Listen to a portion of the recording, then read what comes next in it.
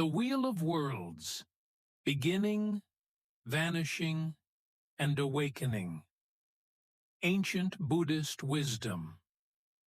Before the first star was born, before earth had form, there was only empty space, infinite and silent. But something stirred.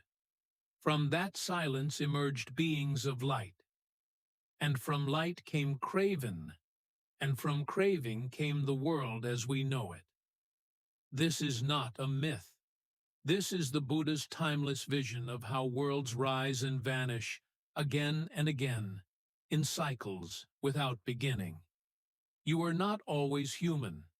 You have lived as a god, an animal, a ghost, even in realms with no body, only mind.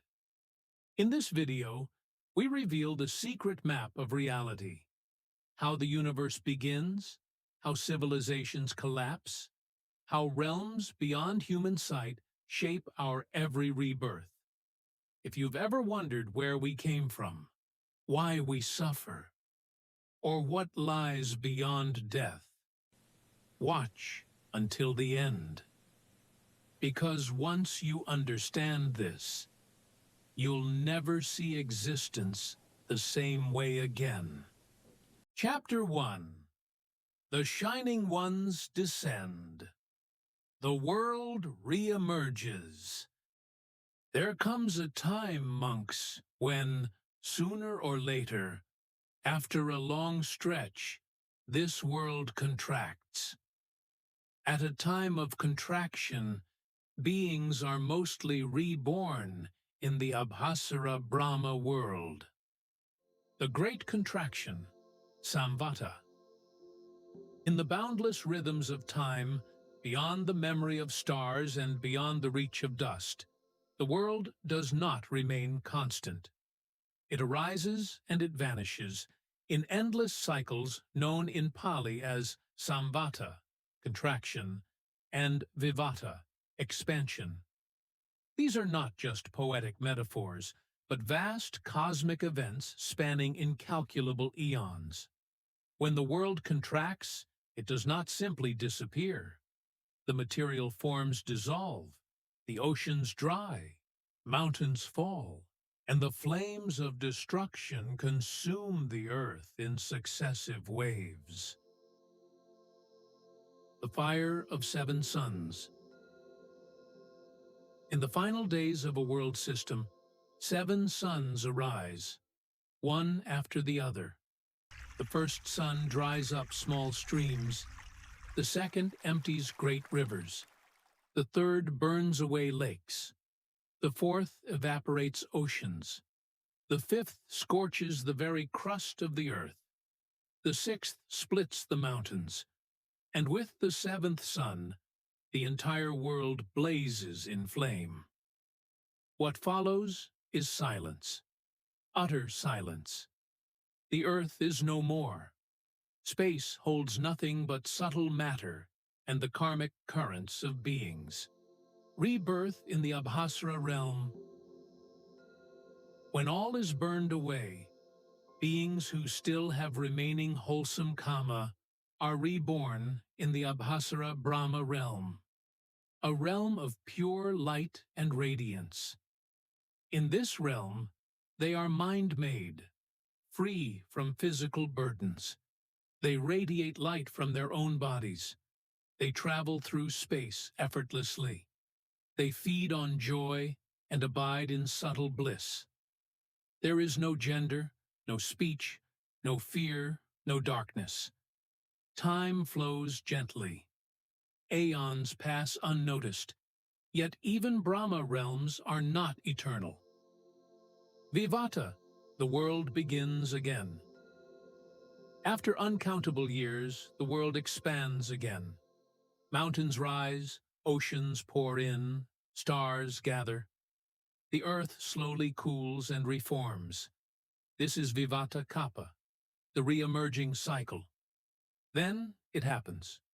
One by one, some of the Abhidhamma Brahmas, through the exhaustion of their Kamma, fall from that pure radiance and are reborn on the newly forming earth. They retain some of their old qualities, still self-luminous, still floating above the ground, still feeding on joy, but now bound to a coarser realm. This is the first stage of the new world.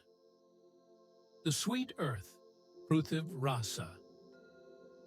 The earth, still young, is covered in a soft, glowing, creamy substance, Pruthiv Rasa. This is the essence of earth, as sweet as wild honey, radiant like the moon, and soft as cloud milk. One being, moved by curiosity and craving, tanha, reaches out with his finger, takes a taste. How sweet! Others follow. Soon all are tasting the earth essence. In doing so, their minds begin to change. Their light fades. Their bodies become heavier. They begin to walk instead of float. Individuality forms. And so begins the descent into gross form. This is the first act of craving, tanha, a subtle desire leading to the solidification of form and the arising of ego. The mushrooms, bhumipapatika. As the earth essence disappears, consumed by collective greed, it is replaced by ground-growing mushrooms, bhumipapatika. These are large, sweet, and satisfying. The beings begin to feed on these mushrooms, and with every bite, their bodies become more distinct. Differences in beauty arise. Pride is born. I am more beautiful than you. Comparison takes root. Thus begins the cycle of conceit, mana. The creepers, badalata. When the mushrooms vanish, the earth yields badalata, creeping vines, rich in taste. The beings eat. But now, something new arises. Attachment to territory, the desire to own and control, jealousy and quarreling. Now, not just craving and conceit, but ill will and clinging arise. The rice. When the vines disappear, natural rice appears, fragrant, already ripe, growing again after every harvest. They eat once a day, but gradually, they start harvesting more. They begin hoarding. The rice starts growing with husks. It takes 2 days, then 4 to regrow. Why? Greed and possession are now rooted in their hearts. Chapter 2. The Birth of Property, Theft, and the First King. Then monks, some beings thought, now, let us divide the rice field and mark it off. You take one part, and I'll take another. Division of the land, birth of ownership. As rice continued to sprout naturally, its abundance was once effortless.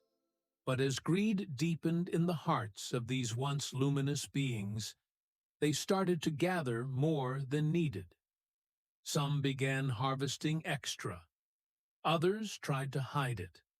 Scarcity appeared, not because the earth was poor, but because craving blinded contentment. To solve this, they said, let's divide the land. You take your section, I'll take mine. This was the first notion of private property. Ownership.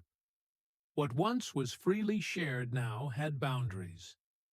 Thus began duality. Mine versus yours, us versus them, right versus wrong. And thus, dukkha, suffering, took root deeper into the soil of the world. Theft emerges. Once property existed, theft was born. One night, a being, consumed by craving, sneaks into another's land, harvesting rice not rightfully theirs. The next day, the owner sees, "Who took from my field?" Quarrels began. Accusations flew. Beings who once radiated joy now fought with words of anger and hands of violence. This was the birth of false speech, harsh words, and hostility, mental impurities that would soon become entire ways of life. The birth of justice and punishment. As conflicts escalated, people gathered. We need someone among us, one who is wise, who can distinguish what is right and wrong, who can resolve disputes and punish fairly. They approached the most virtuous, most respected among them, and they said, "Let you be the one to decide. Let you judge us. Let you punish the wrongdoer. From our harvests, we will give you a share in return." Thus was born the idea of leadership, justice through consent, and the very first king.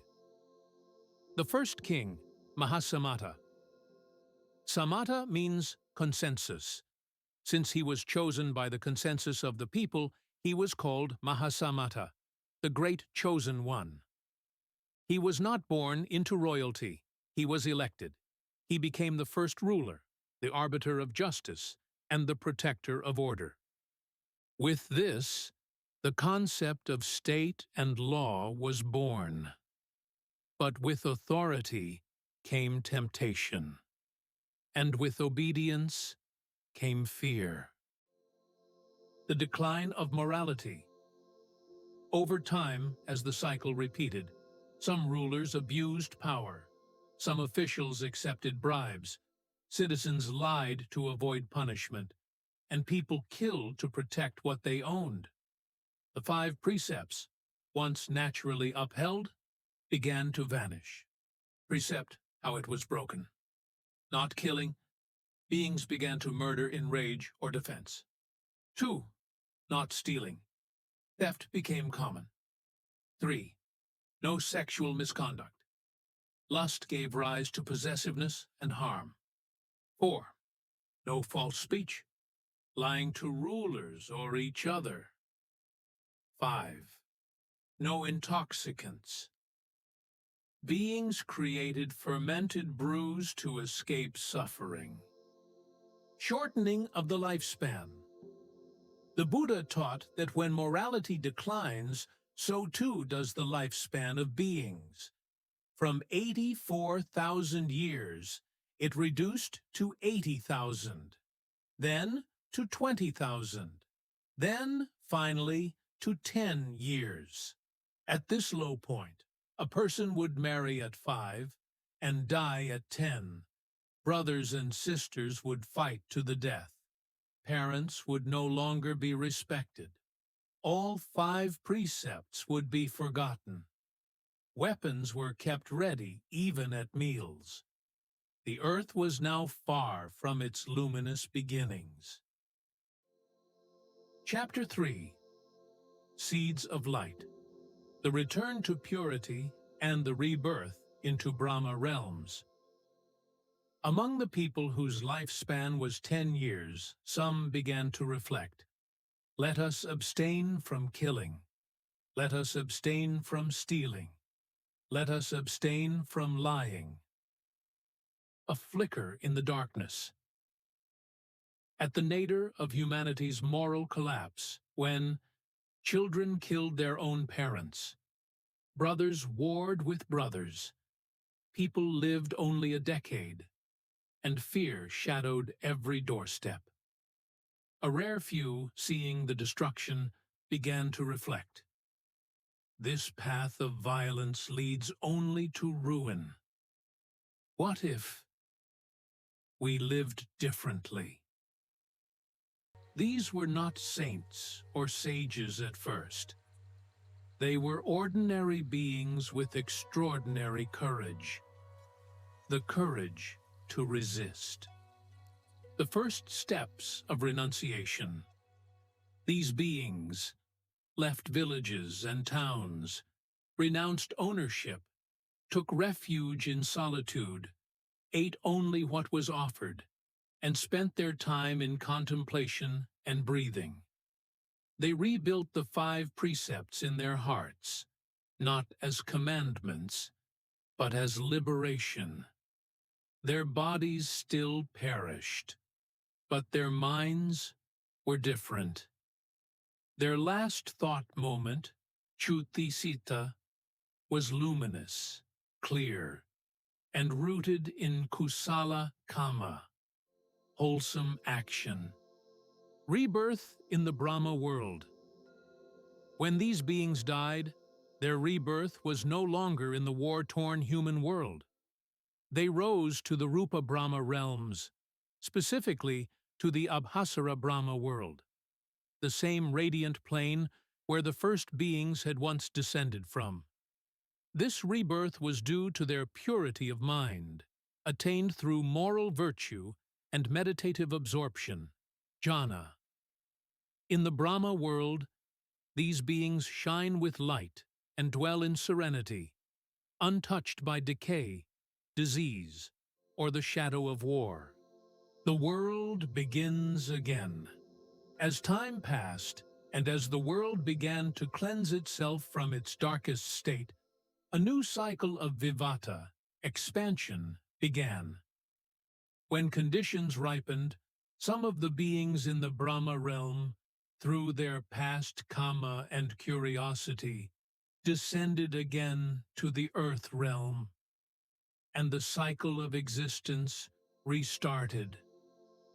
Samvattakappa and Vivatakappa, the cycles of destruction and renewal. The Buddha spoke of 4 great cycles, kappas, that define the world.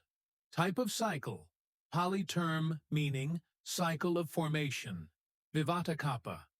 World expands and life begins. Cycle of continuation, Vivatastayakakappa. World flourishes, teachings may arise. Cycle of dissolution, Samvattakappa. World contracts, destruction unfolds. Cycle of emptiness, Samvatastayakakappa. World remains lifeless and void. Each of these unfolds over immeasurable eons, Asankhya Kappa. Just as a tree grows, sheds, and regrows, so too does the world system, endlessly. Chapter 4. How the World Ends. The beginning of the end. Though the world renews itself again and again through Vivatakappa, expansion, the end always follows. Just as all beings are born to die, so too is every universe bound to dissolve. The Buddha described the destruction of the world in terrifying detail. Not metaphorical, but actual cosmic processes governed by Kamma and elemental decay. This is the Samvattakappa, the era of contraction and collapse. The fire Samvattakappa, destruction by flame. This is the fire-based destruction, one of the 3 ways the world ends. It burns up the human realm, the animal realm, upper hells beneath the earth, even the lower Deva realms. Only the Brahma realms, beginning from the Abhasara level, remain untouched, because they are beyond the reach of physical flames. The fire is not merely material, it is a karmic fire, driven by the collective defilements of beings whose unrestrained desire, hatred, and ignorance generate the heat of destruction. The water Samvattakappa, destruction by flood. Not every cosmic cycle ends in fire. After many cycles, the world ends through water. Unceasing rain falls for thousands of years. It drowns mountains, valleys, cities, and continents. Even Mount Sinru, the axis of the world, is swallowed. Oceans swell until the entire world becomes a vast, borderless sea. This is the Samvattakappa by water, described as equally terrifying and thorough. The wind Samvattakappa, destruction by air. Every 100 or 1,000 cosmic cycles, a third form of destruction occurs. Wind. Winds arise from the edges of the universe. They shred the planet into dust, lift the remains of Earth into the sky, and scatter them across space.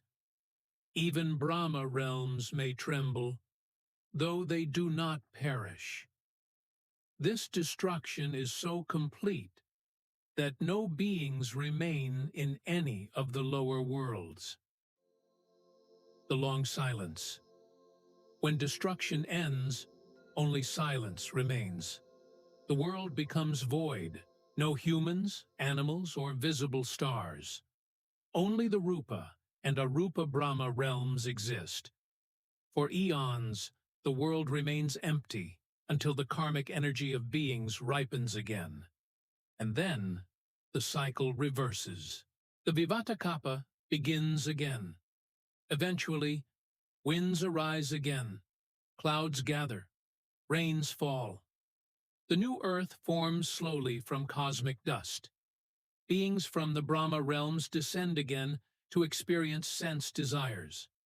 Craving arises, and so begins the drama of land, mushrooms, rice, property, and kings again. Just as in chapters 1 through 3, Abhasara Brahmas descend, taste the earth, and the entire karmic cycle repeats. Monks, there is no beginning to this samsara. Who escapes this collapse? Only those who attain Nibbana, the unborn, the unconditioned, the deathless, escape this endless cycle of formation and destruction. The Buddha, the Arahants, and the fully liberated ones are beyond the reach of any sun, flood, or cosmic fire. In the darkest age, when human lives are short and the world is broken by greed, hatred, and delusion, a few rare beings choose virtue. They stop killing, stealing, and lying, and begin living quietly with compassion and mindfulness. Their goodness spreads like lights in the night, and as virtue returns, life begins to flourish. Lifespans grow longer, food becomes abundant, suffering fades, and peace settles over the earth. In time, a righteous wheel-turning monarch arises, ruling with wisdom and Dhamma, guiding humanity into a golden age free from war, lies, and poverty. From this age of peace, the future Buddha is born, perfected through infinite compassion. He descends from the Thusita heaven and liberates countless beings with the Four Noble Truths. Yet even this golden era cannot last. Craving and delusion return, and the world once again begins its slow decline, until, in time, fire, water, or wind dissolves all. This cycle of rising and falling, creation and destruction, repeats endlessly, Samvata and Vivata, contraction and expansion. But those with unwholesome Kamma, driven by hatred, cruelty, and delusion, fall into hell realms, some of which lie so deep they remain undestroyed, even during the world's end. These realms persist through cycles, serving as karmic prisons beyond cosmic collapse. When the world ends, the upper hells are destroyed by fire, water, or wind, as they are linked to the earth's structure. But the deepest hells, such as Avici and Lokantarika, remain untouched. These are beyond the reach of cosmic destruction, holding beings with the heaviest unwholesome karma until their karmic results are fully exhausted. The Buddha did not tell this story for entertainment. He told it, so we remember. How easy it is to fall into craving, how society decays when morality vanishes, and how even gods must die if they do not awaken. But he also showed us a path, a way out of this never-ending cycle, a path of virtue, concentration, and wisdom, a path where awakening is possible. Even in a world of decay, the world will end, but you don't have to end with it. Practice Dhamma. Let go of greed, hatred, and delusion, and rise like a lotus through the mud, beyond the realms, beyond rebirth. May you walk this ancient path with courage and clarity. May you find freedom from this turning wheel, and may the wisdom of the Buddha guide you home. This has been The Beginning and Vanishing of the World, a Buddhist cosmology. If this touched your heart, share it. Let others remember what was once known. Like, subscribe, and join us for more journeys through timeless Dhamma.